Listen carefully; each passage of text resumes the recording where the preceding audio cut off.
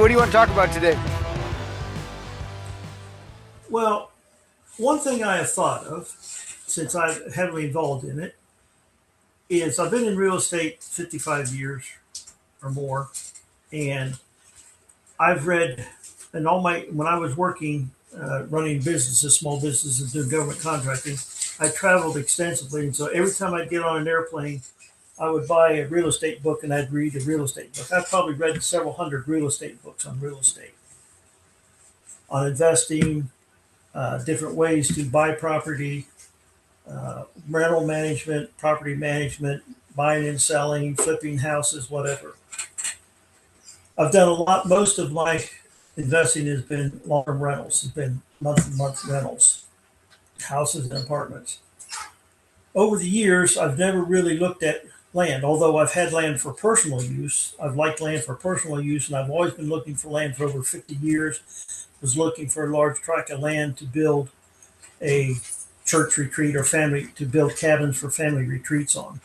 And so I've been looking actively, and I mean actively all the time, every website for over 50 years. And I don't mean just occasionally, I mean every month. I've looked at hundreds of properties, but none of them ever fit what we were looking for because we wanted land, we wanted timber, we wanted mineral rights, and we wanted remoteness so it's people could get away. So it had to be kind of a remote location. And we didn't find any of that until 2020. It's when I found this, found our first set of properties in Kentucky in 2020.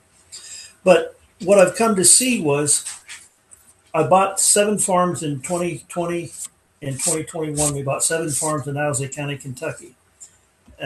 All of them were contiguous. They all touch each other, which was another thing I'd never seen. In all the years of looking at real estate, I've never seen where I bought one property. And I've bought farms before, but we never were able to successfully buy the adjoining property or anything around it. It was never co-located with the property that we owned.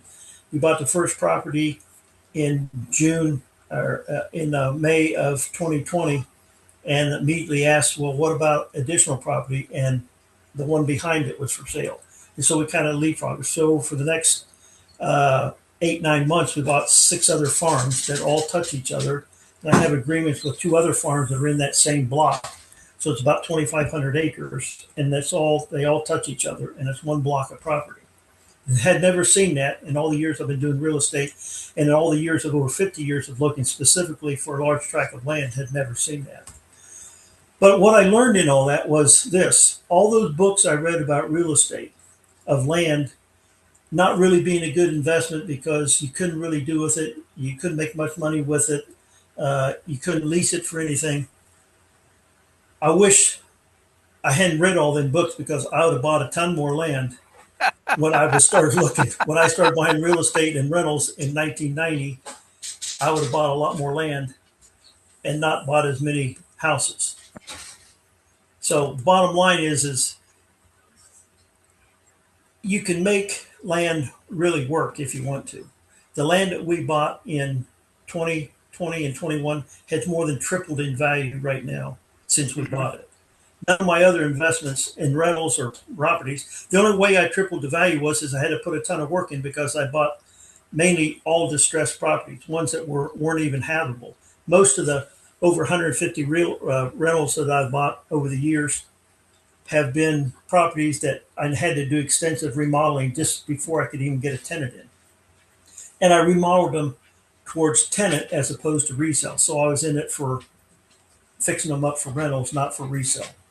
So Right. I limited it. Even then, I was limiting the amount of money and structure that I used to put into the properties because I always knew that when I got ready to sell them, I would go back in like I'm doing now and putting in new kitchens and new bathrooms. We're doing one on Third Street that Mike, you and Joel have looked at. I'm doing the little one on Third Street right now.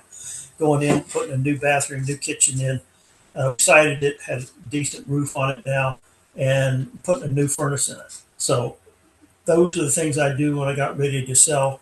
I never did that when I was fixing them up, other than I'd fix the critical things. Like I put new foundation under house, I fix walls, I'd put new roofs on, but never put new kitchens in per se. That was always something that I had always planned and I'm doing when I get ready to sell. So I guess the bottom line is after being in real estate for 55 years, you learn some things. And one thing I've learned now and I'm interested in is acquiring more land. In fact, Friday, Jonathan and I bought 500 acres in Morgan County, Kentucky. We saw it 2 weeks ago. Saw it on Friday 2 weeks ago. I met with the owner on Monday. We bought it Tuesday.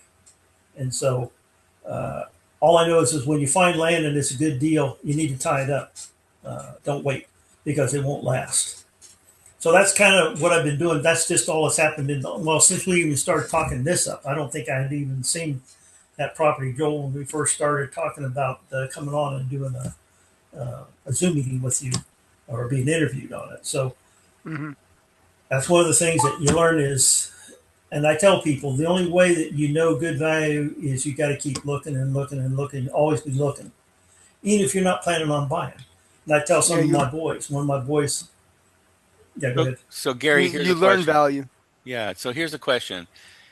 You're Mm-hmm. buying land right now, and what allows you to buy the land is you bought a bunch of single family that generated the income that allowed you to buy the land to afford the land and the payments on the land. Because obviously, I don't know if you're paying cash for the land or you're leveraging them.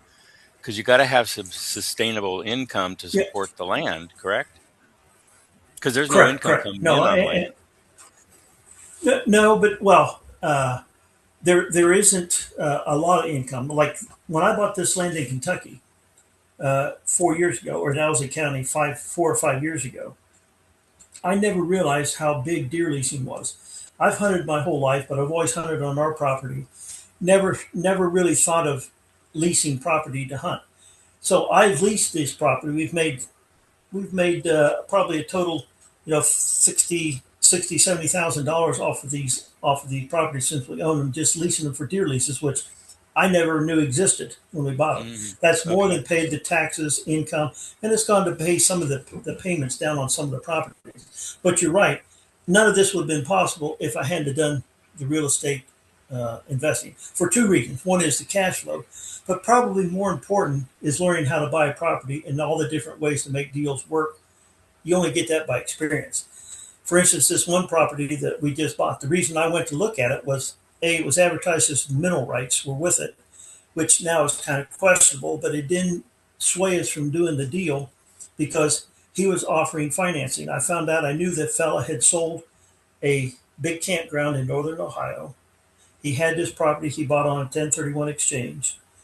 So he was looking for he was looking for a retirement program. This is his retirement program. This is his annuity. He's financing it. He's doing 98, 96% financing for 27 years at 5%. So I signed up. I said, yeah, I'll sign up for that because I know the value of the property right now. I'm buying it at 60% of its current value. So we Right. signed up for it for less than about 5% down.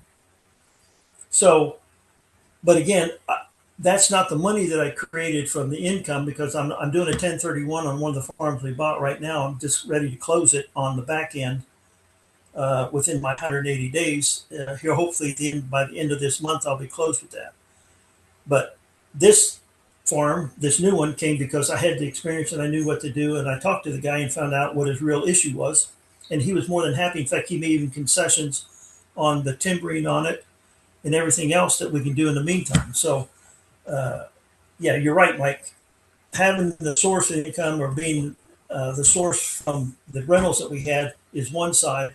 The other side is the experience and knowledge of doing things different ways. Hmm. And you can't overstate or understate that enough. I mean, this creative financing, there's so many different ways to do it. Nobody ever knows, you're always finding new ones. And I'm sure, Mike, you especially, and Joel, but Mike, you probably have seen a lot more of that than either Joel or I together, of people doing Hmm. creative financing over the long term that nobody ever thought was possible. And it's not possible until you ask. And then when you ask, you find out, gee, there's a lot of things possible that sellers are willing to do because they want to get rid of the headache. That's the key. Correct. That's correct. Yeah, and Yeah. if my memory serves me right, that's the properties that you now own that you bought in 2020. Joel and I went all over that property with Yeah, we you, went. Yeah, we got to so see those. we got to see Right. that land. Right. It was quite interesting. It was. right. really eye-opening as You saw part of it. yes, part of it. Oh yeah, Yeah, part Yeah, of it. you Yeah. saw probably you saw probably half of it. You yeah, saw half of it. You didn't see the northern half on the White Oak correct, properties, which are the three farms across the northern side. Right, correct. and, Yeah. and there's a lot to do there, Yeah, you got a and big so project yeah, there, so Gary. Well, that's quite right. interesting. So here's People don't understand that you can actually generate income from raw land. You have timber rights. You got water. Sometimes if you have a creek or a river, hydroelectric possibly, and then the hunting permits. You can lease it out for yeah, honey, hunting, yeah, honey is and good. that's really good. Right. What were you going to say, Gary? So the experience, the why I've been looking for. Yeah, well, the experience that I have in this, and what's made this so attractive, and why I'm looking at land even more, was back when Kay and I were first married. We bought a 100-acre farm in Pennsylvania that we still own. It's a family farm. I bought it together with my father and my father-in-law. The three of us went in and bought this farm. We have paid for that farm by selling the timber. We paid for it twice by selling timber. We sold the coal off of it, and we paid for it probably 3 or 4 times with the coal that we sold off of it. And we sold gas wells. We have gas wells on it, and we paid for the farm with the gas royalties that we get, and they're still getting off of some of it. And so that farm has been paid for by the natural resources that we've judiciously sold and still monitor over the last 45 or 50 years of owning that property. Now, Gary, is And that so, in Ohio? no, that's in Pennsylvania. That's our In farm in Pennsylvania. Western Pennsylvania. Okay. Yeah, that's where my family's originally from. My father, Hmm. my mother were from there. In fact, I was born in there. I was born close to Right. that. I was born in that county where we had that farm. So that is one of the critical things that we've seen on it. The other side of the coin is on the investment for this current one that I'm doing. We just bought. Since I started leasing hunting property, I've been thinking of new ways to lease the property, and over the weekend I've come up with a new approach. In fact, this is kind of good because I can bounce this off of YouTube right now. I'm looking at leasing the property as land use. The people can use it any way they want to. I'm not restricting them to just hunting. See, my leases so far have been set up, they hunt on them. So they can hunt on them. They can, uh, no riding of ATVs or four wheelers because you don't want to scare the game. But I'm leasing it to them that they can use it when they're hunting or if they're setting up their deer stands or putting in food plots. That's all good. And they have year round access to the property. Just let me know when you're going to show up so I can tell the neighbors that so and so's truck will be there. So you don't have to call the sheriff or the game warden because that's what they're there for. Right. So that's been my experience. Yeah, for the last 4 years of leasing the deer leases. When we bought this new property in Morgan County, which is about 45 miles from where we are with these other farms, uh, it's a large tract of land, 500 acres, and I've been thinking it's got a nice big meadow with a stream run all the way through it, a year-round stream, and the road crosses it 3 or 4 times. The stream, you ford the stream 3 or 4 times, and there's a person that lives behind it that uses it. He goes through it every day, going to and from his house. But I want to lease this now as a land lease, so that people would lease it, and they have complete use of the property. They could hunt on it, they could fish on it, or well, hunt on it. I don't know if they're fishing, but they could hunt on it. They can ride their ATVs on it. They can ride their motorbikes on it. They can camp on it. They can hike on it.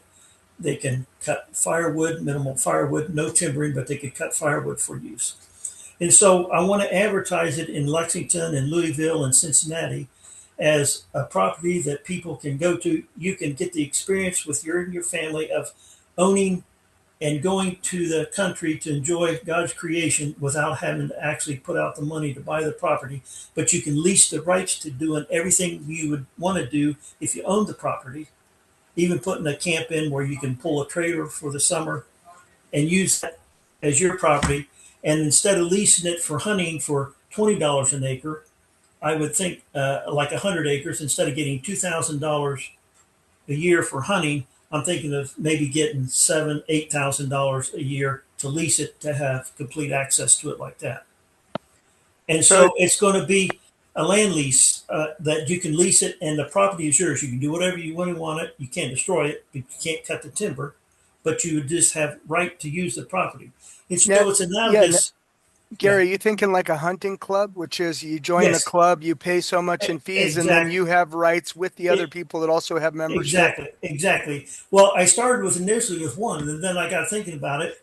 And so over the weekend, I thought, and I told Jonathan, I said, this is no different than an apartment building. We have apartment buildings. Mhm. So I'm leasing, I'm going to put in an RV spot. So I'll have four RV spots, or so let's say five. I have five RV spots where I have water and electric to the property. So I put in an RV spot where they can have water and electric, and they can bring a trailer, they can camp, they have site A, B, C, D, E, and then they each one essentially have that site, and then they use to enjoy the whole property. That's the common area. So it'd be like an apartment building. You have your apartment, you rent apartment A, but you have a common area with a pool and everything, and a guest house or a event center that you can use. Why? Because you're a tenant to the property. And so it's analogous to an apartment building or apartment complex where each tenant has their own place, but then they have access to the common area. And that's what I'm thinking of doing. And I'm trying to get that set up. And I'm going to put an ad in like Facebook, or put it in the Facebook pages in Lexington and Louisville and Cincinnati, just see what type of response we get. And then I told Jonathan that we'll set up a meeting like in Lexington.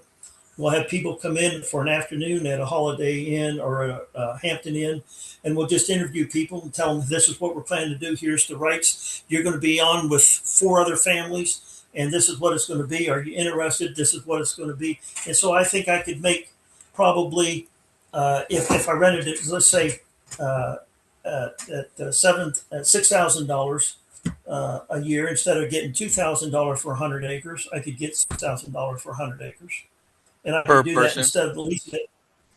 per Yeah, per per family, lease, per family. per Yeah, family. per family. Okay. Yeah, per lease. So that'd be 30,000 for the year for five families, as opposed to what I'm getting now would only be uh well, it'd be 100. $10,000. $10,000 if I leased it just for hunting. I couldn't quite get 10,000. Hmm. Hey, So it Gary, kind of it's a multiplier. what if you we're all just thinking here. What if you did it like an Airbnb concept, which is you have so many spots, so many people can go in for the week, you rent it for a week and you have access for the week for, off-roading or trail riding and hunting. You set aside a couple of 100 acres for hunting, a couple of 100 acres for off trail riding, and then people come in, they can occupy it for their time and they can use it while they're there. But rather than a year-long lease or kind of a club concept, Do a month lease, maybe a yeah, monthly, or because however Yeah, no, long they're that's going to even be better. there. No, I had yeah. because No, campers like that's to a good go. point. Campers will go usually for a week, maybe 2 weeks, um, and Right. then you have the retired that will go and stay for a month. But they have to have a vehicle that it can, because if you're not going to have a septic system there, you're just going to have power and water. That's one thing, and then you got to figure out how to deal with the waste and Right. stuff. So um, Right. Well, something. that yeah. Right. No, the other part of the equation is the person that I bought this from owned a 130 site RV camp in Upper Sandusky, Ohio, that he just sold. That's how we got the money to buy these. So he has Hmm. offered to help. He has offered to work with me to put in campsites there, as well as campsites in my property down in Owsley County. So we're planning on doing that. So no, it's going to have that. But I thought initially I may just have an outhouse for until I Mhm. get the septic system put in, because water and electric are there right now. I can get the water and electric in 2 weeks. I can have that done. So I could start right now. So that was my thought process. But I like the idea of doing the Airbnb side of it. I hadn't thought of actually doing it that way. And that's I like that even better because uh, nobody has an invested ownership in it, and you can uh, Well, then you don't have to potentially watch get families all year long. You just know that X Right, families are there that week, and then the next week right, it's the Y families, and so you can kind of keep tabs on who's there and who's not there, and uh, so you maintain some degree of control so that people aren't just going crazy on it. But right. Well, and then they have the hookup sites, and I've checked into this last year when I was trying to get ready to go build down, put the RV park in Allison County until my brother got sick. You can get these RV sites that have lockbox. You have a locking thing on it that has the water, sewer, and electric hookup are all within a container, lock container. So you can code. They can lock that code. So that week you send that person the code, and then you can change the code every week. In fact, you can get them where they're, eh, right, exactly. And where then you the can They're only download where Bluetooth. you have, yeah, Yeah, yeah, the they're hooked Bluetooth, up to right, the exactly, internet. the Yep. Bluetooth thing, and then yeah, and then you can change it for next week. You have a different couple move in it. Well, the code changes. They're the only ones that can use it that week because that's the code for that week. And so when you get their, when you get their deposit and you get their payment, you send them the code for it. Say, well, here it is. You got 10 days at the site at the house or at the property. Take it and do what you want to. So I like the idea of changing it uh, and then one to week a the year you have a festival where you invite everybody, or yeah. one No, weekend a no, year, I and follow then that at free the other one. popcorn, a Ferris wheel, and Right. A hot dog. a Burning Man on the East Coast. Camper appreciation. Yeah.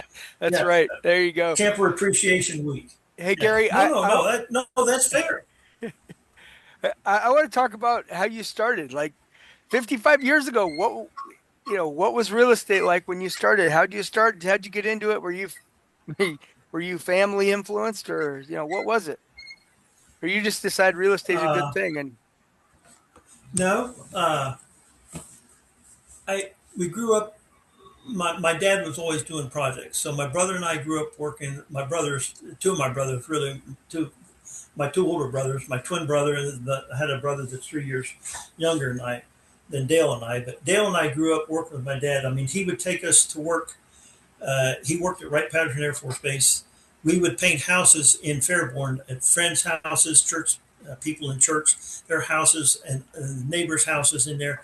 We started. He would take us to work. We were 13 and 14. We'd go there and work all day while he went to the base and worked. We'd paint houses. So I grew up working on property, building property. We built several churches uh, that we were in, and so we grew up working in real estate. And when I got married, one of the things I saw was we bought a farm. My dad bought the first farm that we bought. We moved to. I was 15 or 14, no 15 when we moved there. And so I liked the farm. I liked being on country. So I always lived in the country, but we didn't live on a farm. We had an acre that we lived on. But when we bought the farm, I always liked owning land, and so I always wanted to own land. so So when Kay and you I grew got up in Ohio then, teacher yes, by yeah, I Wright grew up. Patterson. Yes, right, Patterson. Hmm. My brother and I were 3 months old when my dad took a job at Wright Patterson, so he Hmm. moved from Pennsylvania to Wright Pat. So that's where we Okay. grew up. I grew up in the Dayton area, Dayton, Ohio area. So I grew up with that. I always wanted to get in real estate because I always liked it, because I always wanted to own land. I always wanted to own land. And so I started reading real estate books when I was in college. I took some, I had took a personal financing course because I'm an engineer. I had to take some humanities, so I took a personal financing course because that was my religion class because I didn't want to take religion in college. So I took that was my religious class was a personal financing thing that I had. That was one of the options. So that's what I took, and in it I really got interested in real estate. I was interested in it already, but when I started doing that, and then I started reading some of the books that they had on real estate, I started reading every real estate book I could get a hold of. And so Kay and I, we bought our first house, first property. Uh, we had just gotten married, and we were married, I don't know, 8, 9 months, and we bought our first house from her uncle that we bought. We bought on a land contract from one of her uncles, and that's what we moved in. Then we bought a farm in Ohio. We bought the farm in Pennsylvania first. Then we bought our house that we lived in, and then we bought another farm in Ohio. My dad and I bought in Now, Springfield, Ohio. We bought an was your 80 dad acre farm still in in? Springfield, Ohio. Was your dad still in Ohio, and Okay, you right, Pat. Yes. with Kay, you moved back Yes. to Pennsylvania when you first got No, married. Is no, that no. Didn't move to Pennsylvania. No, we lived in Ohio. Well, when I okay? first got married, I was still living in Ohio. Okay. My parents and my wife's parents were best friends. We went to church Hmm. together. We built churches together. We owned a farm in Pennsylvania together. So Got it. my parents and my wife's parents were best friends. So when we got married, we just kept doing what we were doing. And I went into work, and then I started working when my dad worked in intelligence at Wright Pat. So I worked in intelligence for 40 years, off and on in intelligence, and contracted to intelligence companies. But I actually worked for the U.S. Air Force for several years, where my dad worked. We worked together at Wright Patterson, but we bought property together, and we always worked together on property. And so my dad, when he retired, he started buying a bunch of rentals. And then when I left the government, I concentrated on building the business that I was working in private industry, and Kay and I had several rentals at that time. Then I moved to DC when I was 38, with the company, was running a company down there, one of the companies in the corporation I was the general manager of. And I moved to DC and had offices in 4 different locations, Intel locations around the country. And I ran that for 3 or 4 years until we sold and went out of business. And then I moved back to Ohio. When I moved back to Ohio is when I started buying the personal real estate, because when the Cold War ended and we had to sell our company, all the money that I had invested, because I concentrated on it, was in this business and didn't get anything out of it. So I had no retirement thing or anything. So I decided then that when I started working again, I would invest. My retirement for my family was going to be what I did, and it was going to be through real estate. So that's when we made really the conscious decision in '92 to really start concentrating on buying real estate. And that's when we started buying all real estate, because I'd And sold the that rentals was I single had. family homes and That was duplexes and single family, right? Mainly single family homes, and some apartment buildings if we could get apartment buildings. But that was the single family homes that we started in 1992. We moved back to Ohio after, you know, the company crashed and burned, and sold out in DC. So when we moved back, I decided that one, going to go through that again. I wanted to have more control, so we started buying real estate any way we could. So since I knew how to work on houses, those are the ones I bought. Were all distressed properties. Almost every property I've ever bought was distressed. Uh, now, Gary, one of the things that you've done that I think was super intelligent is you took on partners to buy property. right, So they would, if I understand correctly, they would put in the money, you'd put in the work. And so tell right. us kind of how that worked. Okay, how that started was I got involved in 2010. I got involved with Realty 411. Linda Piagas, who runs Realty 411 out of Solvang, California. She was a publicist, and she ran a couple of public magazines, real estate investing magazines out of California. And somehow I got involved with her. I'm not sure how uh, well, we connected, but a mutual friend introduced us, or acquaintance, I guess, will become a friend. And so we got hooked up that way. And so I started going to her shows out in California, and we would go out there. And so immediately I saw that we would buy these houses that we had, especially in Fort Wayne. We fixed them up, and we would get those things and take them out to California. Then I would sell them at those shows. I would sell the investment. Well, we did that for about 5 or 6 cycles, and every time we went out there, people would ask us, "Well, uh, why don't we just partner? I have money, I'll just partner with you." And I wouldn't take on partners. I said, "No, I don't partner with anybody. I don't do partnerships. I don't do that."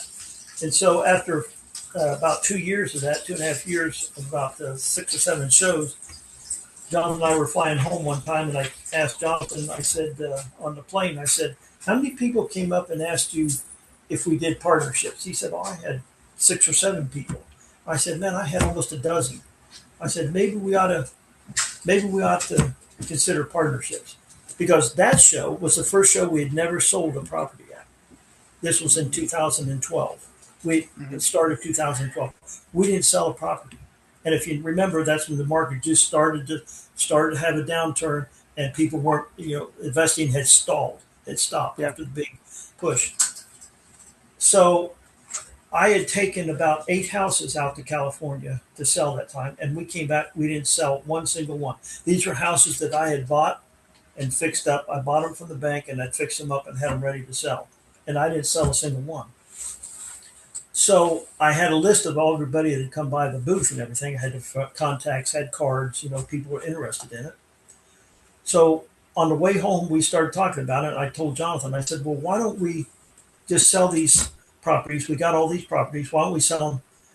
Just sell them a half interest and sell them for 13, $14,000. I had taken them to the show trying to sell them for 18, 19. The highest one I had was like $21,000. I didn't sell a single house. I came home, and within 1 week, we came home, thought about it a week. I put together the thing. The next week, I started calling, and within 1 week, I sold all 8 houses, and I sold them for an average of $14,000 to $15,000 a house. And And you kept half the interest. And I Uh, kept, yeah, no. I got back all the money, and I saw, well, that gave me back all my capital I had invested in it, paid me a yeah. little bit for my time of fixing it up. Yeah. But then I got half of that, I got the capital back, and I owned half interest in it, and would get half the income and half of the value increase, the equity increase. Right. So I called a mutual friend of ours, Greg Post, Hmm. and because Greg was one of the people that I had partnered with that we had done this with. And Greg had been after me for a year saying, you need to do more of these partnerships. And we had a special deal through a mutual friend that introduced us, John, what was his name? Fred Tingley. Dr. Fred Tingley. Yeah, Fred Tingley. I don't know if you knew Fred Tingley. You probably didn't know Fred Tingley, did you, Dr. Tingley? Well, he was a mentor with Robert Allen, Robert G. Allen Group. He was a mentor with Robert G. Allen. Yeah. And he introduced me to Greg Post, which is how I got to meet you. But he Yeah. introduced me to Greg Post. And so Greg and I had talked enough that we decided to do, he had some money. He said, well, why don't we just do these together? I'll buy the houses, and I'll pay the rehab cost, and you take care of fixing them up and then get them ready to rent. So that's what we did. So he kept telling me, you need to take that and do that with other people. Well, I kept refusing it. And so finally, I was telling Greg this story about the last trip to California where we hadn't sold anything. And I told him I sold all 8 in a week.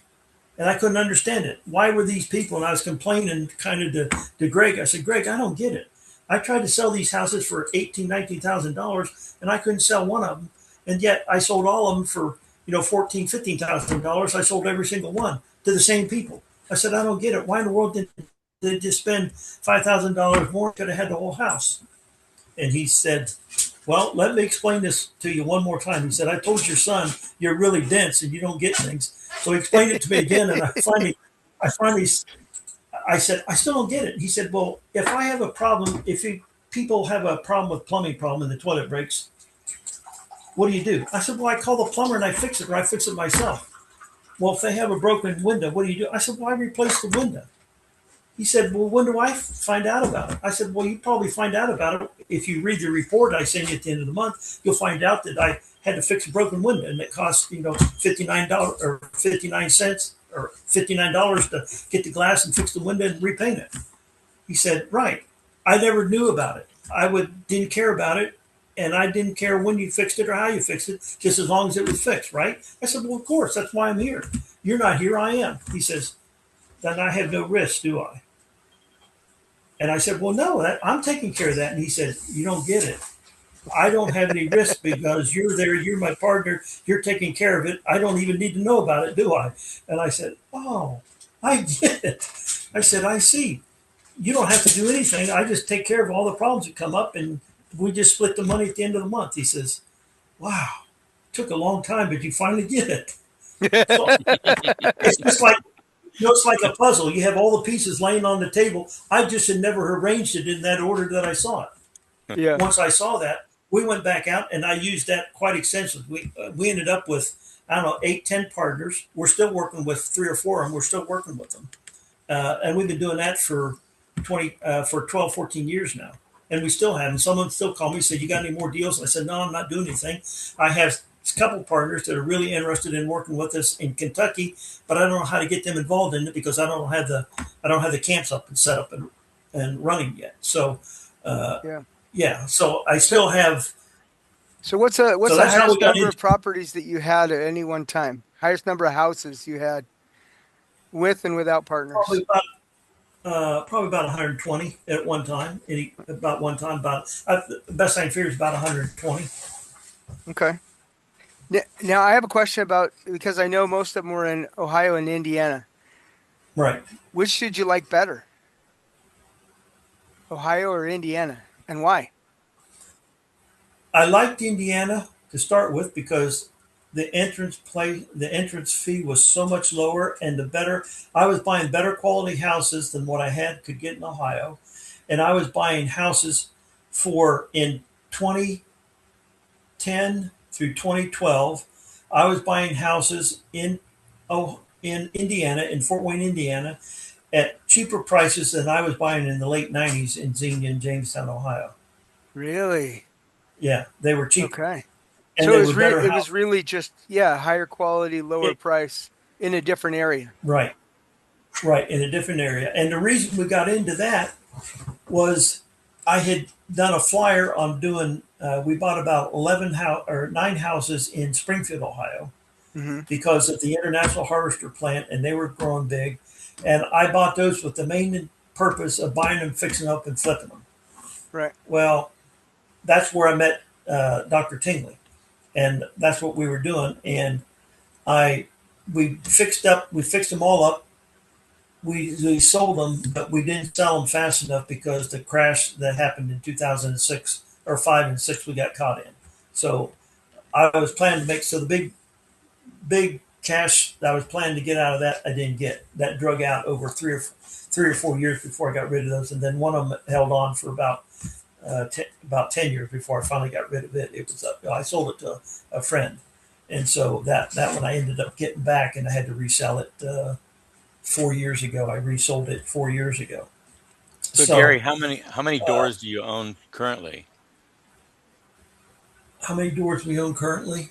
Yeah, Uh, or properties. Well, basically doors, because some of them are multifamily. yeah, right, right. Probably I would say probably with the ones in Fort Wayne that I own with my brother-in-law, we're probably still about 45 to 50. 45 to 50. I'd have to. We sold a bunch. About we sold 40 properties since the first of the year up in Fort Wayne. So uh, I have about 22 there, and then I have 24 doors here, 25 doors here in the Xenia Jamestown area. Great. But I've Now, been converting, selling those to change to do the 1025s to buy these farms in Kentucky. So that's kind of the process. so with that many properties, did you do your own property management or did you hire other people? I do. We did all the property management for 30 years until we started buying them up in Fort Wayne. Then Hmm. in 2010, I started using property managers in Fort Wayne, and usually tried to keep. Usually, almost always had 2 property managers at any given time, just because uh, it was better to have two. Because if I had a problem with one, I had to go find another one. I could shift everything to one property manager if I had to before I went to the other. And that happened 1 or 2 times where I had to shift. And so I always had 2 property managers. Yeah. Uh, How did that you is not qualify your property managers? Like what made a good property manager in your eyes? I would go talk to them and find out who their maintenance people were, and talk to them. And I've determined that there's one key thing that you look for in a property manager, if the property manager has experienced people on his staff, and by experience I mean a person that ran a hotel or a chain of hotels, or if he was a supervisor for a school district or a school system that had multiple locations with multiple buildings with multiple types of heating and air conditioning systems, that's the person you want managing your property, because that's what you really have. You don't want to hire a person, that a company that just starts a maintenance company and say, "Oh, we're going to do property maintenance because we got a carpenter, we got an electrician and a plumber." They don't understand the two things they don't understand. They don't understand the technologies involved, and the second thing is they don't know how to. They do not know how to reduce costs by doing multiple buys at the same time, or Hmm. buying across, across different disciplines. They don't know how to do that. And Right. a simple example is I had one winter. I was up there. I was working. It was in the wintertime. It was 14 below zero. I was up there working on houses. I get a call from the property manager. We have two furnaces that went out in two of our houses at that night. It had been down to minus 14. It was only going to get to high of minus 5 that day. And both these houses had tenants in them. They both had little kids. And so they wanted to put furnaces in. And they had a furnace guy. He could go out and he could put the furnaces in. And it was going to cost me it was going to cost like $6,000 to put these furnaces in. And I said, okay. I said, don't do anything until I call you back. He said, well, we got to get it done, and you got money in the account. That's not a problem. You got money in the account to do it. I said, don't do anything, because I've been trying to get him. He was a young kid, and I've been trying to help him learn the business. And I said, you got to call multiple people. So I called the heating and air conditioning guys, because when I went to Fort Wayne, I put together a team. I went and I personally qualified a roofer, a plumber, electrician, a heating guy, air conditioning guy, a drywall guy, a plumber, painting guy. I qualified them. I qualified the real estate agents, title company, and insurance agency. I interviewed them and I put them on my team, and I made a team, and I said, I'm going to be buying a bunch of property over the next 4 or 5 years. Would you be interested in working with us on doing all the roofing on our projects? And the guy said, yeah. And that's what I did. And that's exactly what we did. I'm still working with some of them people today. The roofers, Right. I'm still working. I still talk to the roofers. I still talk to the electricians. They're still doing the job for me right now. So I use those guys. I've been using them for 16, 18 years. But they were on my team, so I still use them. And so when I got the call from the manager, I said, "Let me call you back." I called one of the heating and air guys that I had, and I asked Troy. I said, "Troy, meet me at Wildwood." I said, "I got a furnace out." So we went there. We looked at it. Sure enough, the plumbing was bad. And I said, "Troy, how much are you going to charge me to put this furnace in?" He said, "Well," he said, he gave me a price of like $2,500. I got him down to $2,000 instead of 3,000 like the other guy.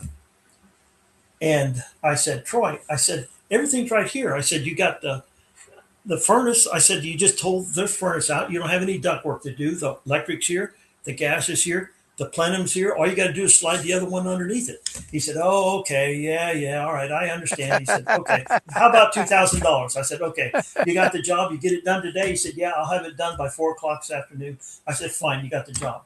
I called the management company back and I said, "You can call your heating and air guy and tell him that he didn't have to worry about Wildwood. I got it done, and he's doing it for $2,000." And I said, he said he could do the other one for $2,000 today too. So I said, "You just tell your guy that he doesn't have to do it." I hung the phone up. 3 minutes later, I get a call from his from his other heating and air guy, and he wants to do the job for me. He said, "Well, I can cut that down a little bit." He said, "Of 6,000, we can get it down." I said, "You don't have to worry about Wildwood. I got it done." And he said, "Well, then, okay, so I can do the other house in Monroe for $3,000. I said, "No." I said, "That's just way too much." I said, "The furnace only costs $450. I said, "That's just way too much." I said, "All you got to do is replace it." So I finally got him down to 2,000, got them both done. I got them both done for $2,000, $4,000. It took me an hour and a half to get it. And I called the manager back and I says, "This is what I've been trying to teach you." I said, "You have to know who to call and how to talk to these guys to beat them down." I said, I just saved us $2,000 because I knew who to call and how to talk to them. I said, "That's what I've been trying to teach you. You got to get out of the office. You can't be sitting in the office and trying to do everything over the phone. It just doesn't work that way." So that's how we got into it, and that's how I got involved in it. So no, I was heavily involved in it. So I used the management companies. A lot of the management companies, they hated to see me come because I knew what was wrong with them. I still have people that I've worked with over the years. They still call me, and I'm still taking care of properties that I don't have anything to do.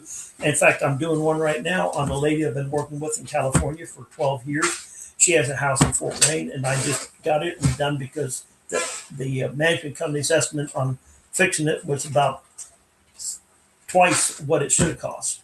So I got it done for half the price. But it's just because we're friends. But I Yeah, do that's that a one lot. that's one of the things But that I I've don't know how to seen. get out of it. Yeah, I don't know how to get out of it because I've been working with them. So it's not my house right now. I get nothing out of this one, but I'm working with her on another project. So it's kind of like, you got to do it Hey because you got to be a Gary, nice guy. You got to be a nice guy, Joel. Just remember that. that's right. You know how you get out of it. You die. Well, yeah, okay. But see, I like working too much, so I'm not planning on dying. Well, That's yeah, what as long people as you say. If keep you working, you're probably going to stay Yeah, alive. So, people say you retired. I said no, I'm not going to retire. I like working. I like living too much, so I'm going to keep on working. that's right. Well, now, what you've seen is the same thing that I've seen over the years, which is that uh, property managers who don't manage the expenses, I think it's really key. What they're doing is they're managing to the amount of money you have in their The bank account, account. right? They're not managing to the amount, Okay, um, like an owner of to the most efficient method. right. Okay, Um, and they're like, "Hey, so you still got money? We can, can we yeah, spend it?" no, you're exactly right. And so I I boiled it all down to this. I grew up in small business. I managed a company, small company, then we became big. I had multiple contracts, multiple government agencies, all Intel. I did government contracting for 30 years. And I know the difference between a cost center manager and a profit center manager. And there's Mm, markedly difference. In a cost center manager, you're like a division director or you're managing a cost center. They give you a budget, and all you have to do is you make sure you don't spend more than what's in that budget. So you have a set amount of things that you can do and you can't do. Profit never enters into the equation because that's taken care of at the upper levels of the company. I learned that, and I was a cost center manager for about 8, 9 years, and then I became a profit center manager, where I managed the profit for Corvus Research, a separate company in the corporation, and I had to manage the whole corporation, or I had to manage everything for that company so I could turn in a profit to the corporation at the end of the year. And so I became a cost center manager. And so when you're a cost center manager, you look at different things. You look at how much can I, what's this going to impact the bottom line at the end of the month? oh yeah, And as a if, profit center manager, as a profit center manager, that's what you're looking at. And right? so that's the difference between, and with management companies, they're all cost center managers. All they're doing is managing the budget, the revenue you receive because that's their budget. And so any expenses that come up on the property, if you have money in the account and they pay for it, they don't have to shop around to get the best deal. It doesn't matter to them. I have money in the bank. I can make the call. I can get the person out there. I can get it fixed today, and it's going to cost me this much. And at the end of the month, I end up with $250 in the bank. Then I send that check to the owner, and Yeah. he's happy. I'm happy. And I kept telling him I'm not happy because that $250 check should have been $550 because you wasted $300 because you didn't make an extra phone call. And so that's exactly what's happened. And so I have managed all of the big projects. I've limited the management companies. If it's an expenditure over $500, now it's $1,000, they have to call me. Every major flip I go look at before they do. They used to hate that, but I controlled the costs. They didn't control. They would not control the costs. They would have their painters. They would have their people paint their job, the houses. And I'd look at the budget and I'd say, how in the world can you have a person paint this apartment, this house, and spend 2 weeks painting it and spend 25 gallons of paint? I said, it's impossible because I know painting. I grew up painting. I said, that's impossible. And I forbid them from painting our houses anymore. I made them use the painter that I hired when I first got up there. When I was doing the rehabs myself, I made them use him on painting all my houses because he would paint my whole house. He'd go in and he'd paint for $450, and he'd get it done in the morning. He did that 100 times for us up there over the years. He's done that, and so I would buy the paint. He'd move in. He'd paint the house. It'd be $450. Now it's like $650 that he'd paint So the whole house. so like a lot of our clients are out of state. They own properties in areas that make more sense. That is, they're less Mm-hmm. expensive and have higher returns. Right. So how do you manage a manager? I mean, what are your like best recommendations for managing a manager that's not where you live? You have to know what you're talking about. That's the bottom line. And How and do you you get got to that? I mean, you and well, you I, got we to be went experienced. through it, but for somebody who's got a corporate job and now they're wanting to invest in real estate that is outside of their state, uh, Mm-hmm. how do they get to know kind of some of those bottom lines? Well, experience is the only way you get it. And I have to tell you this: the number one complaint, and my boys and I, we would sit and we would talk nonstop at these booths that we operated at these events, these Hmm. shares or these Yeah. seminars and shows that we attended for Realty 411. And I mean, they went from like 9 o'clock in the morning until 6, 7 o'clock at night, and I'd talk nonstop. In fact, at the end of the day, many of those days out there, I could not talk. I would be so hoarse at dinner that night I couldn't talk. I mean, I didn't have, I lost my voice because I talked so much. But the number one complaint I heard for 10, 12 years was, I think my property manager is ripping me off, but I don't know it. I just got a feeling he's ripping me off, but I can't control it. I don't know. I can't prove it. That was Right. the number one complaint. And I have to tell you, they were absolutely right. And and when I got sick in 2020 and wasn't able to go to Fort Wayne, we experienced that because I was not up there. We had huge problems. And I'm still digging out some of the problems because for 2 years I wasn't able to go to Fort Wayne. Now I started going back up again. I actually had to change management companies twice since I started going back up there again because I told them, I said, guys, this isn't the way it is. And so uh, there's the experience bit. But the thing is, you got to have somebody that knows it that can go out. Like if you have a client that has, if he's buying, first of all, they got to have multiple properties. You got to have some basis. You got to have 10, at least 5, 10, at least 10 properties probably, to where Yeah. you have some hammer over the management company and say, hey, look, I'm giving you 10 properties to manage. You're going to get a sizable chunk of change every month. You need to make sure you're doing a good job for me. But if you only have 1 or 2 properties, you don't have that leverage, and so you really can't force them to do anything. Could force because they were managing 50, 60, 80 properties of ours. I could force them to do certain things that they didn't want to do, but I could drive it because I was such a big part of their business. Right. Well, Uh, what we did for that same concept is we have quite a few investors through us with the same management company. So if there's a mhm. problem, they're managing multiple properties, even though each individual is individual, but they're Mhm. all connected with us. So we do have some power, if you want to call it, or Right, influence.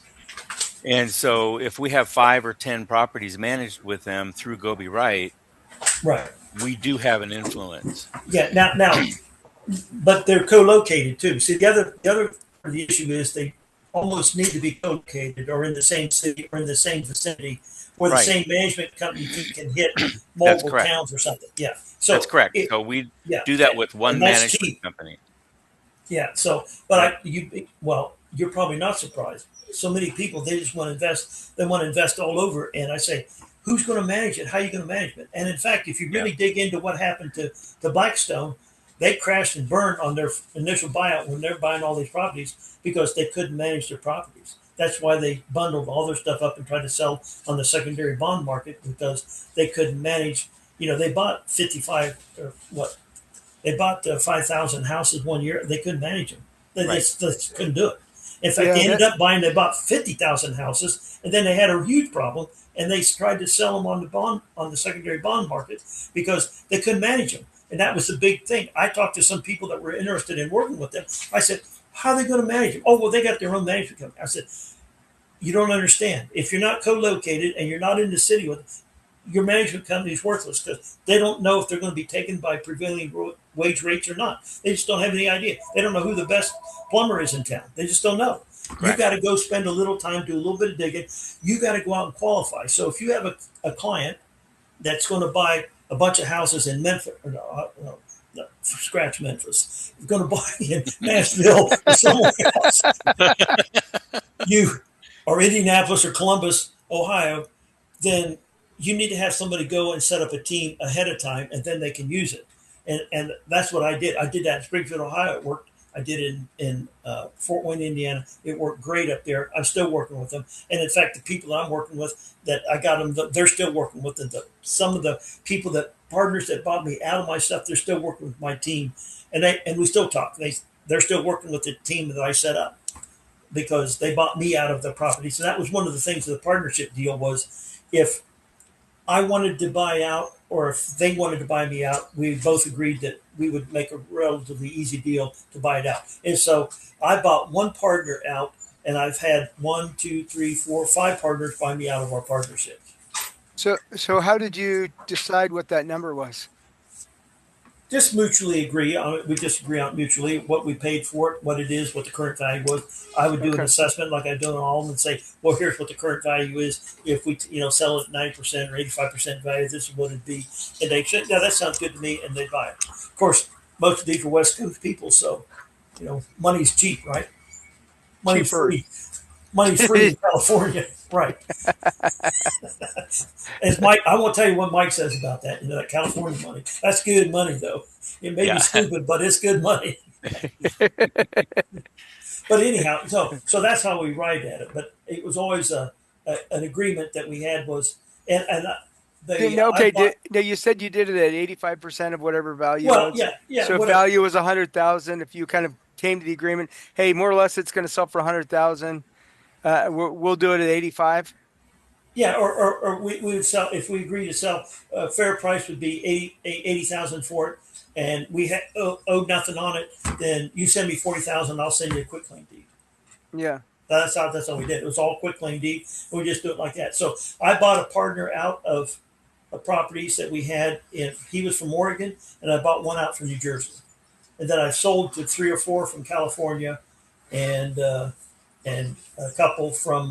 Well, the one guy I bought out in New Jersey, I sold to him earlier on a deal we had in Fort Wayne. I sold him the three houses we had in Fort Wayne. I sold to him, and then I bought eight from him. That was the Lima deal that you saw.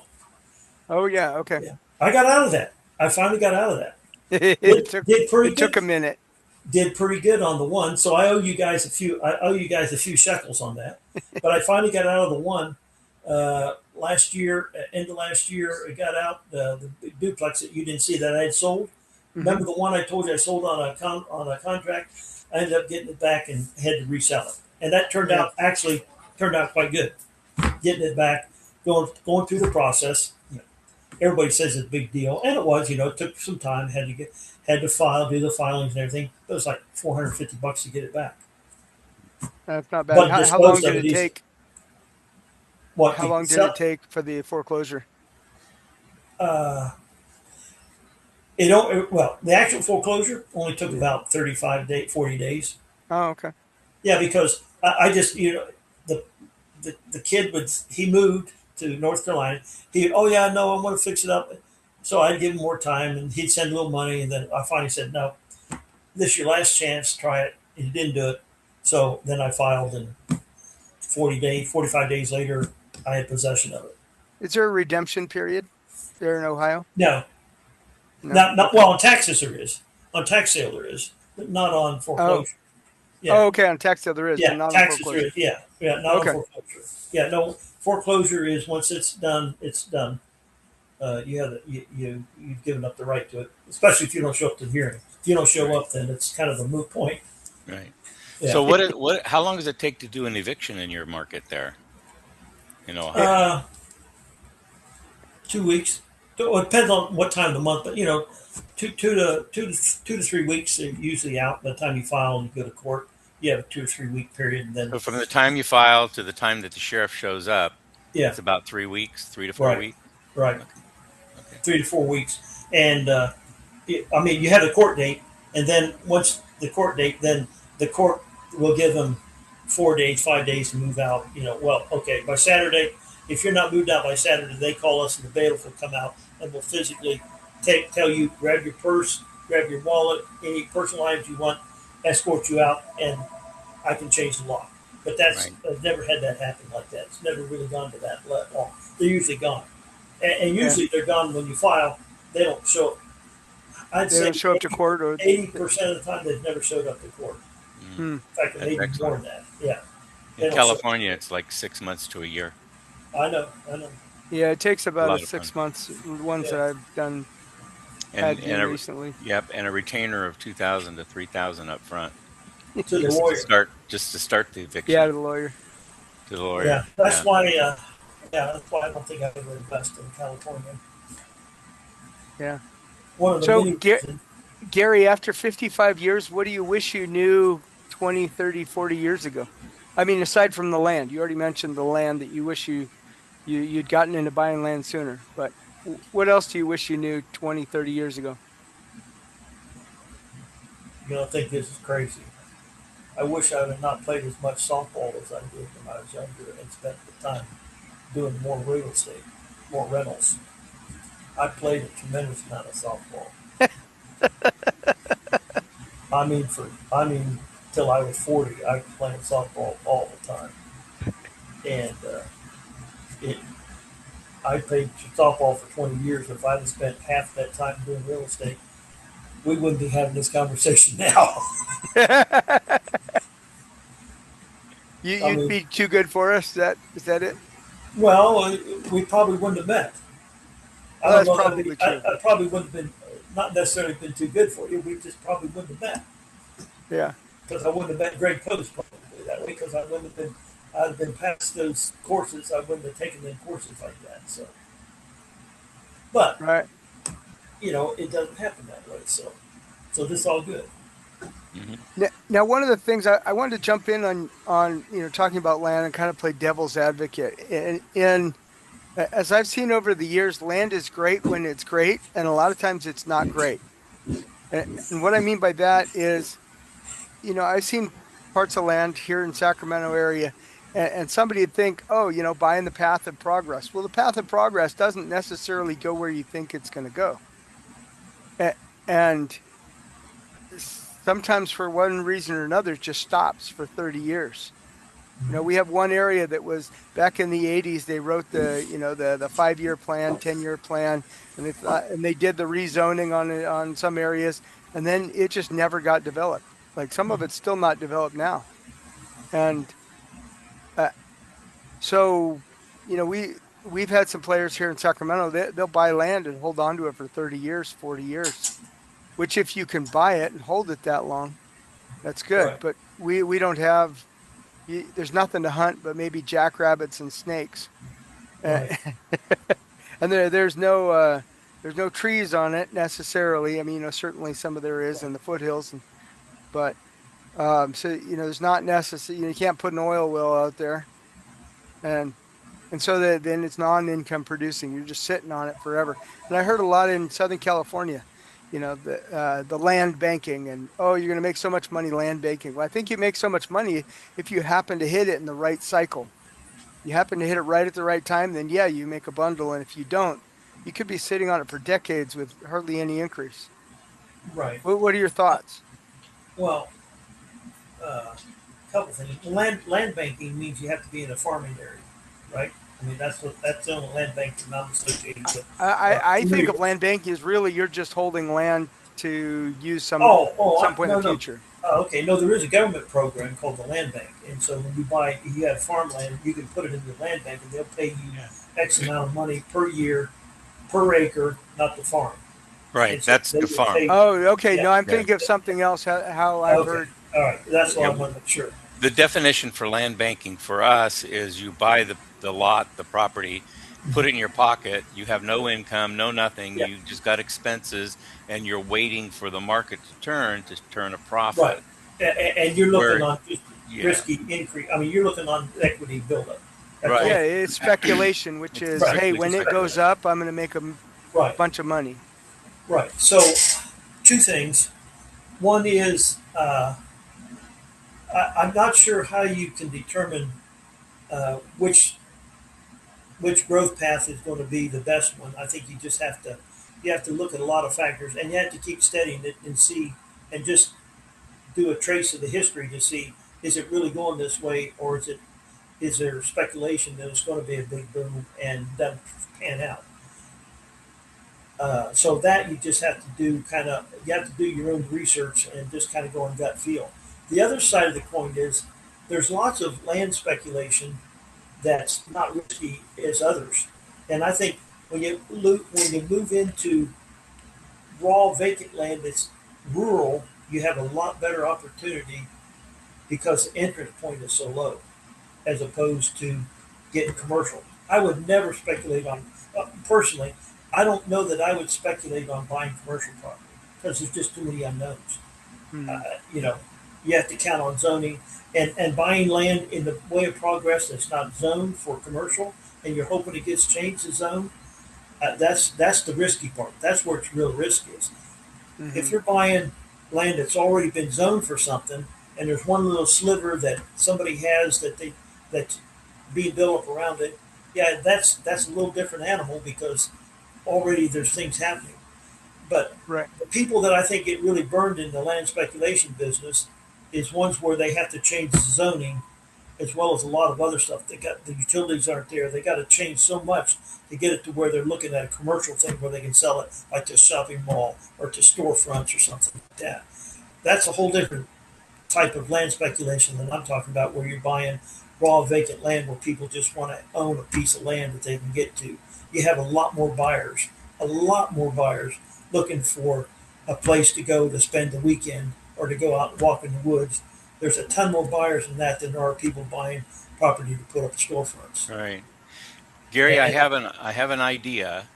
I don't Mhm. know if it will make sense for you, but with the type of properties and land that you own, wouldn't it be interesting to go to an RV company that sells RVs and strike a deal with them that if anybody buys an RV from them and they can get a discount on going and leasing your property and taking their RV out there, it's brand new, they're going to be excited, they want to go somewhere and try out their equipment. Um, Maybe entice one of those companies to do your marketing and say, "Hey, if you buy an RV for us, we will pay for a week's use over here at this land or this park, um, It's right, recreational park. recreational park or right, whatever, and you could supply that." And so now the RV park, or I'm sorry, the RV seller that sells the RVs, whether it's Camping World or whatever, they're right. actually directing business directly to you, Oh, I think you should do that with off-road vehicles. and off-road vehicles too. Somebody buys an ATV or whatever, market to those people Well, because I have everybody wants to had. go out and get it dirty. They want to mess those things up and Oh no, go no. out and have fun. Eh, Mike, you and Joel, you have no idea how many people have asked me, can we bring our RVs out there to ride? I mean, I get, and even though we're only in Owsley County, we're only 40 minutes from one of the bigger ones in central Kentucky. Everybody wants a new place to ride. And there's Yeah. another one at the end, at the other side of Owsley County, that's a big strip mine that has RV trails on it and is part of Daniel Boone National Forest. And yet people are still saying that was the Gay brothers. They own that one over there. And they said, well, if you do that, they said, are you planning to open it up? Because we have people coming here to ride. They want to ride somewhere different. And if you have trails over there on that side of the county, they'd love to go over there. We'd send them over there to ride. And so, no, you're absolutely right. I don't want to do that because I don't want them tearing the land up. But since I've been thinking this differently, especially with this new property we just bought Friday in Morgan County, I may do that because there's a lot of logging trails on it right now. I mean, they're on it right now. I need to get them cleaned up, but there's a lot of trails on there. And so I never thought of having an RV. I thought of putting RVs that people could come in and bring their trailer and bikes and they could park and ride.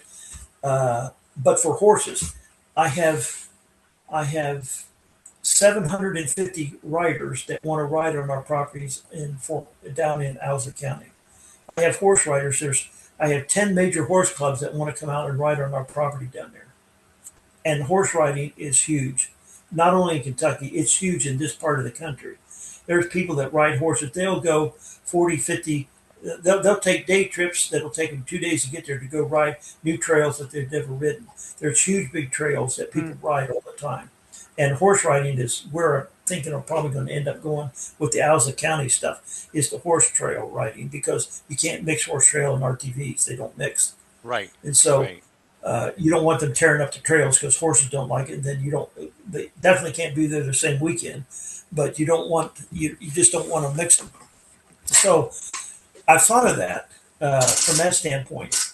The part of having a RV thing to work with an RV seller, the only thing I don't have, Mike, is I don't have a lake or a pond, a big lake or something like that. If I was on a lake, or that I had a nice big lake in my property, which I'm planning to put in, but I don't have them in yet. I don't have water. Water seems to be a big thing. I don't have a natural thing like that. If I had a big stream or river that people would ride by, I have nice streams that they ride by, that you saw several of them, and they're nice for horses to ride through. But for people to go, it's hiking, it's walking, it's horse riding, it's trails like that. I've been thinking of bicycling. Maybe have bike trails for people that bicycle, that mountain bikes. That's a big thing. It's not as big probably back here as it is out there, but I'm beginning to see that maybe it is. I mean, there's a lot of the younger generation. They like to take bikes out. They ride bikes everywhere. Well, let me ask you that, Mike. That's down and around in Cookeville in the Nashville area. That's a big thing down there. People riding mountain bikes on trails, isn't it? Yeah. Have you seen Yeah. that? It's pretty. Yeah. And same with Arkansas. There's um, Yeah. a Oh, lot of bike same way. riders. Yeah. Yeah. Yeah. A lot of bike riders, and they do tournaments. And I mean, these bike riders, they're just, it's a culture of its own, It's a cult. and a Yeah, a culture. culture of its own. Right. Yeah, culture of its own, not a cult. Is it a cult? No, it's a Well, it's culture. kind of a cult. They have their own Kool-Aid. Okay, They cult. drink And they off have of their own those. uniforms and helmets and stuff. But Right. yeah, it's really really big um, in some areas. Yeah, yeah, and I don't Well, know, that's tournaments. They do tournaments and all kinds of different things. But I know they do a lot of it up in, well, Bentonville, up in Arkansas. They have riding trails all over the place up there. I mean, it's big. It's really big right. there. Yeah. But yeah, Right. here in Okay. California, Now, there's also a lot of bike riders. right. When we get done, I will send you both a uh, link, and I hope it's still up. But it's riding the gravel roads of Owsley County, and Uh, it rides by. It's these people that do bike trails, and they have a bike route that's clear across the country, and these guys are riding it, and they did a ride out of Berea, Kentucky, and I think they left Berea, but that morning, but they film it as they're riding, and they go into Owsley County, and they ride. The last half of that is riding by our farms on Doe Creek and White Oak Road. They mm, ride. Those are our farms that they ride by, and so it's about a 15, 15, 60 minute video, but it's them riding the gravel roads of Owsley County, Kentucky. And that's what it's called. It's bike riding the gravel roads of Owsley County, Kentucky.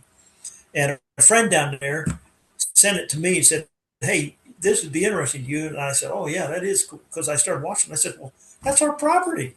That's what they're riding by." And that's what they rode up Doe Creek Road.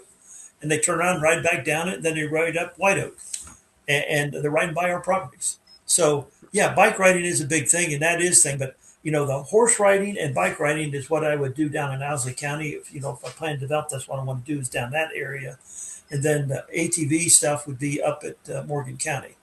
hmm Yeah. So, Hey Wow. Gary, but yeah, I like. if you were going to start all over again today, what would you do? What would you do now, starting over? If you had nothing, in other words, now Yeah, if you were in just today's starting over in market, real estate. today's cycle, how would you get started?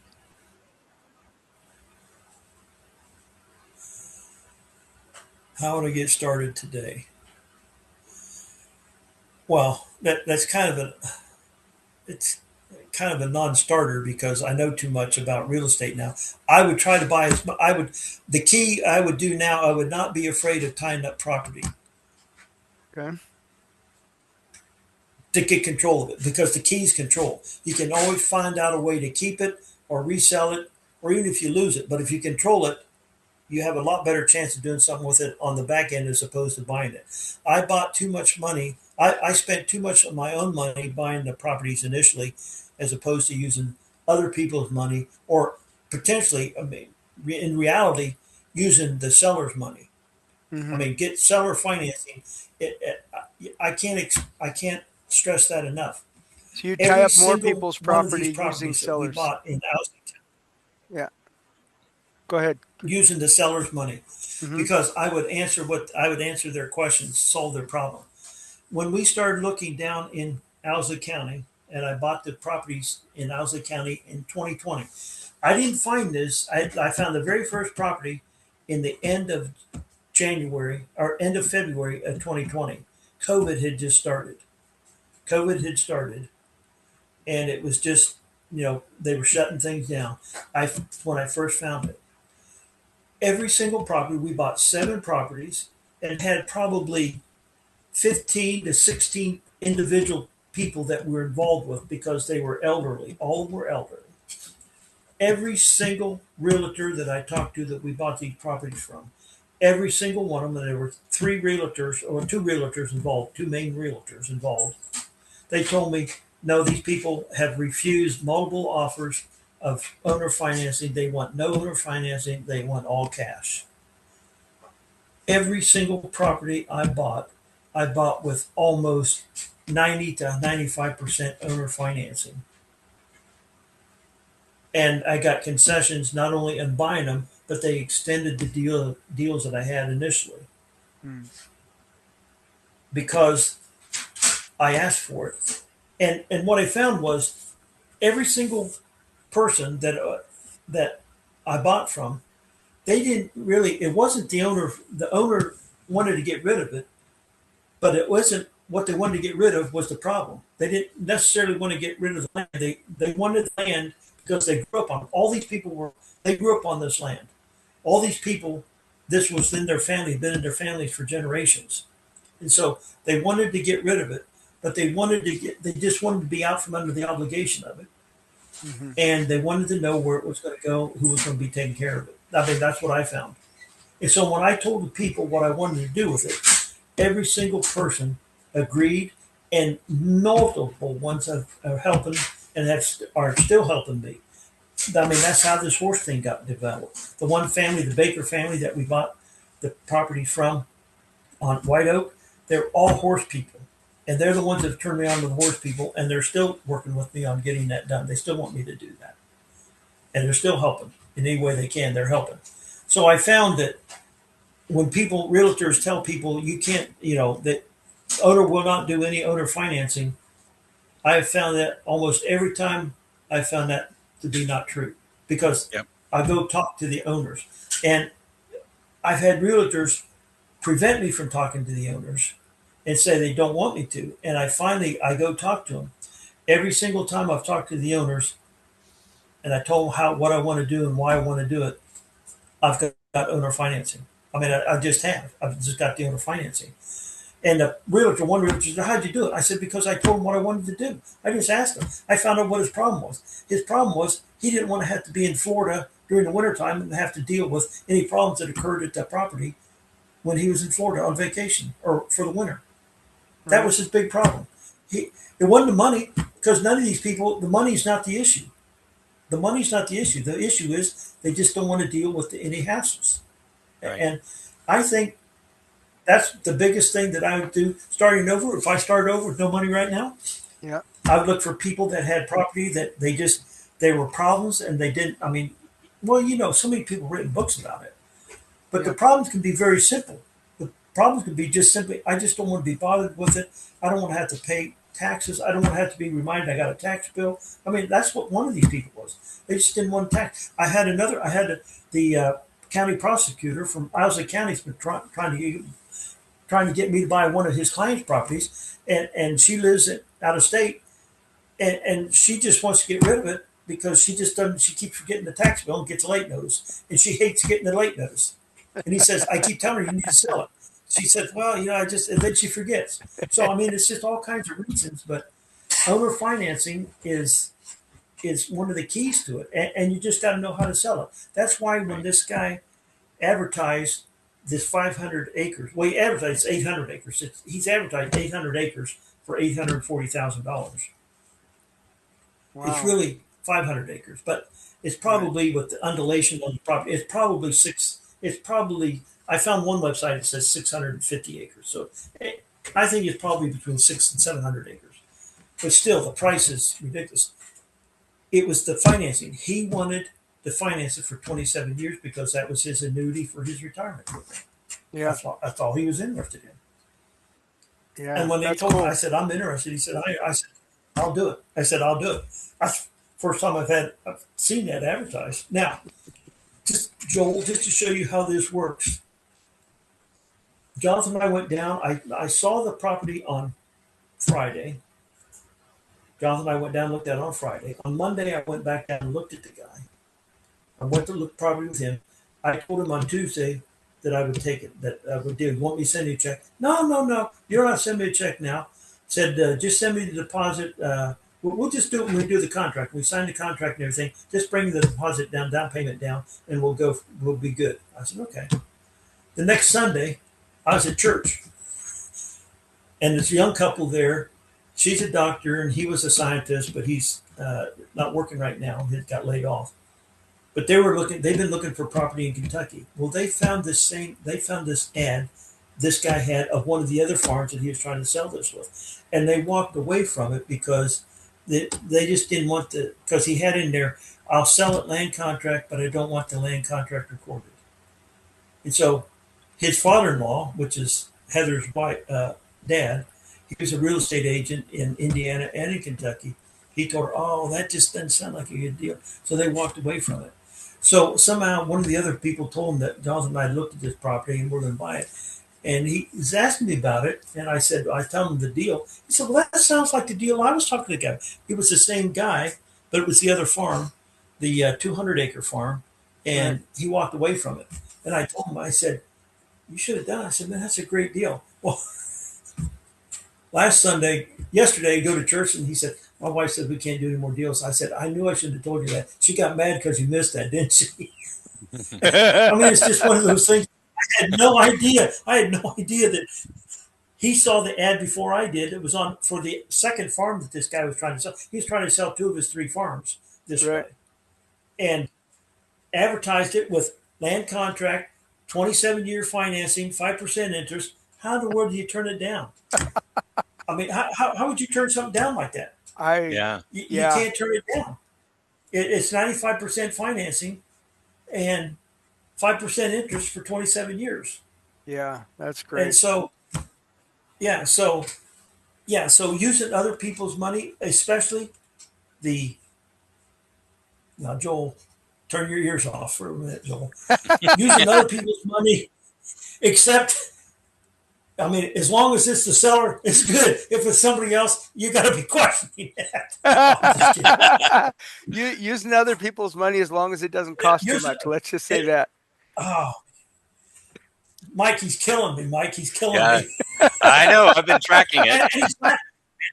And he's laughing at it. He's laughing Yeah. at me about it. That's because you Hey, signed it. I'm laughing with you You signed it. right next to Yeah, you. right. I signed it. Yeah. When I was sick, I mean, well, no, I just, You were No, sick. you it's weren't. just, it's really tough. Yeah, I was actually, but that's all right. Anyway, yeah, no. Okay. So owner financing, Mike, is the key. I think any deal that you can find with owner financing, that's one you really need to investigate. Whether you're interested, and I tell people, I told one of my boys last week, it doesn't matter whether you're going to buy it or not. You need to go look at it and find out what it is and find out what it sells for, because It's invest. You're investing in learning. You're learning what the market is. If you Right. don't go out and look, if you don't follow up on the ones that you looked at that you missed, you don't learn anything. You just learn Yeah. that you missed a deal. You Right. don't know. You don't know what you missed. Yeah. Well, Yeah. Gary, here's the other thing. Buying and seller carrying financing. What about selling your stuff and carrying financing rather than just flat selling it? In other words, Oh you be yeah, the bank. You I've done that. I've done sell that. off sell off I've your done stuff that multiple times. and carry the I've done financing that in. multiple times, Hmm. Yeah. It's a great annuity. and I've done that multiple times. Right, I've done that multiple times, and I'm trying to figure out how many times it actually worked. One time, that was on the church building I sold. Our church, one of our church buildings I sold. I think Huh. that's probably the no. That's not the only time. No, no, there's two. I sold did one when I was young. When I was in my 20s, I did one, and that worked out. But it was a big headache. It's always a headache, and that's the only one that I've done. I'm doing one with my wife's cousin right now, which will work out. So I would say I I've not had good success at doing it. I've had it, but I've got a lot of them back. I've got several of them back that I've had to resell, but that's okay. I mean, that's just part of the game. You Right. know, what I have found out is if you don't get enough in it up front, people say, well, they want to buy a house for 40 or $50,000 or well, let's say $100,000, and I only have $5,000 to put down. I say, no, that's not enough because I know they can walk away from $5,000. If they put 20,000 down or 15,000 down, they won't walk away from it. If you're buying a $50,000 house and you put $5,000 down, chances of you walking away from it are not going to be very high. You're going to stay with it. But if you put 5,000 down, well, I can pay you 2,000 this month, and then 2,000 next month, and 1,000 the following month. I say no. Every time I've done that, it's never worked. It's never ever worked. If Hmm. I take if we agree on a deal and then they want to split the down payment or the deposit up, that's never worked. I've never had that work where they split the deposit. So you So want that's more kind of the money tell. down. You want all the deposit at one time. Yep, yep. If you don't get the deposit at one time, that just means they don't have enough to do it. I mean, that's kind of what I assess it as. They really Yeah. don't have the backing to get it done. If they have the down payment saved and they put it down, the chances of them walking away are a lot slimmer than having to put half the down and then try to go find the rest of it to put down and still make the payments. That just doesn't work. Hmm. I've never seen that Hmm. work. Okay. So Cool. I'm not adverse to it. I would sell it. And in fact, one of my long term things on this is to turn it around this kid's model to me right now on this farm that we bought in Morgan County. It's great. We keep it 4 or 5 years, 10 years, and sell. Want to sell part of it? I'd sell it that way in a heartbeat. Put it down, Yeah. chunk down, and get an annuity. Spread it out over 10, 15 years. That's first of all, it's printed. It's money you're printing yourself that you're making up. You're printing it, and it's spread it out over a period of time. It's a time sale. It's better on your taxes. I would do it all the time. Hmm. Yeah. Gary, thank you Awesome. so much today. I really I appreciate mean, your we're time. done. Yeah. We're We're done. done for today. Yep. We're We're done done for for today. today. We'll get you back because you got too many stories. We could be on. We Yeah. could be doing this for the whole day. Right. Well, I have to say I've enjoyed it. I didn't Uh, know what to expect doing this, but I do like the idea, Joel, of the running this as opposed to a year lease, running it as an Airbnb lease. I like that idea a lot. I've been thinking about that ever since you said that. So I like that idea a lot. Yeah. Yeah, You you can just kind of actually. have to make sure it's cleaned up after people, and but you could send Yeah. one person in to clean them all up. Oh, And yeah. Right. You, Right. you could almost set up a, burn pit out there too, and then yeah, a communal fire or pit, yeah, something. Oh, well, and yeah. Yeah. No. burn it. They could burn all the Yeah. trash and everything, and or you just have a system to Hmm. haul it all away, or tell Right. the campers to haul their own garbage away. Right. Right. They do that in all the state parks in Kentucky. They have to take every state park in Kentucky. They took out all the trash barrels. Just about. They're all gone. Oh, Really? really? Oh Huh. yeah, you have to take your own trash out. They Pack say it in, that pack it camping. out, huh? You whatever you bring in, you take out. What is it? Leave Wow. no. What do they call it? Leave Leave no no trace. trace. Yeah. Yeah, leave no trace. Yeah, Hmm. and so especially the wildlife areas. Now, Hmm. the campgrounds, even the campgrounds or something, they only have one place where you can take. They don't have garbage cans sitting all over the place. They have it one Yeah, place, and you have like to a go. big dumpster that you could put it Yeah, in. Yeah. yeah, Mhm. yeah, yeah. Yep. So yeah, they're Wow. very stingy on where the trash cans used to, where they, every park you used to go to, they had trash cans sitting everywhere. They don't have it anymore. Mm. Well, But part of it is because of the wildlife. Bears get Well, into it. that's true. The bears, yeah, you're right about that. We got lots of bears down here in Kentucky. Yeah, I and mean, then with our property, then you have to have those special bear-proof garbage cans, and cans, they get yeah, the cages expensive. that they put and stuff in, yeah, because Yeah. the raccoons are just as bad. They tear stuff up just as bad. Yeah. Yeah. So Wow. Well, Gary, it's been an absolute pleasure. Very, very, very informative. So yeah, thank we'll you. we'll get together, and one of these days I got to take another yeah, trip up there and visit you.